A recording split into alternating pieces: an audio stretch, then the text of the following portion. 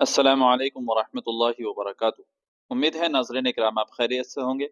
मैं हूं मोहम्मद तैयब कासमी और आप देख रहे हैं Tayyab Qasmi official YouTube channel. जो लड़कियां कुरान करीम को हिफ्ज कर लेती हैं तो उनको अक्सर देखा जाता है कि वो रमज़ान मुबारक में दौरान तरावीह कुरान करीम सुनती और सुनाती हैं और खालिस औरतें जमात में शामिल होती हैं। तो क्या इस तरह औरतों का तन्हा तरावीह की जमात करना जायज़ है? इसके मुतालिक शरीयत मुतहरा का हुक्म क्या है, उलमा किराम और मुफ्तियान इज़ाम का फतवा क्या है?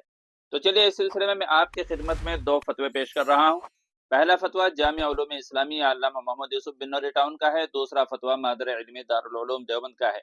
दोनों फतवों को सुनने के बाद आप अच्छी तरह समझ जाएंगे कि इस तरह जमात करना शरीयत की रूह से कैसा है।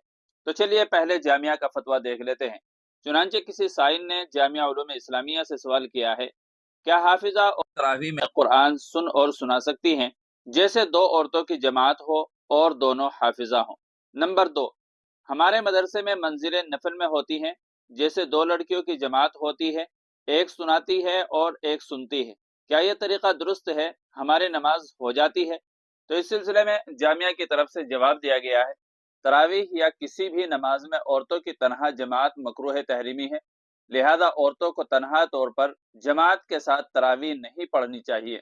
कुरान करीम को याद रखने का जरिया महज तरावीह में एक महीना सुना देना नहीं है, बल्कि दीगर बहुत से तरीके कुरान करीम को याद रखने के हो सकते हैं। अपनी रोजाना की नफिल वगैरह नमाजों में पढ़ती रहें। इसी तरह दूसरी औरतों या महरम मर्दों को नमाज के अलावा सुनाती रहे। नीज अपनी तरावीह की नमाज में भी तनहा पढ़ती रहे, यही मुनासिब और बेहतर है। अलबत्ता अगर नफिल की जमात में भी औरतों को सुनाया गया तो नमाज हो जाएगी, दोहराने की जरूरत नहीं है। अब इसके बाद मादर इल्मी दारुल उलूम देवबंद का फतवा भी मुलाजा फरमाएं।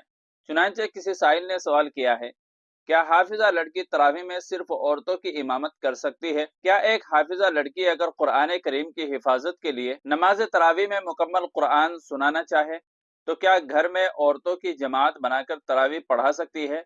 तो मादर इल्मी दारुल उलूम देवबंद की तरफ से जवाब दिया गया, बिस्मिल्लाहिर्रहमानिर्रहीम, तन्हा औरतों की जमात के जिसमें इमाम भी औरत ही हो नाजायज है, खा ये जमात तरावी की ही हो तब भी मकरूह तहरीमी है।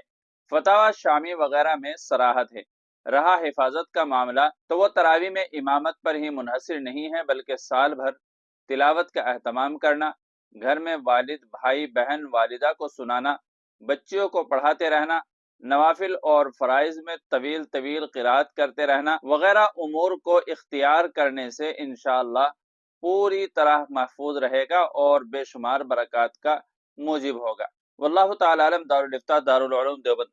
तो नाज़रीन इकराम, उम्मीद है कि मसला अच्छी तरह वाज़ेह हो गया होगा। वीडियो अच्छी लगी है तो लाइक और शेयर जरूर कर दीजिएगा और चैनल पर पहली बार आए हों तो सब्सक्राइब भी कर लीजिएगा। चलिए फिर मिलते हैं अगली किसी दूसरी वीडियो में। अस्सलामु अलैकुम वरहमतुल्लाहि वबरकातुहू।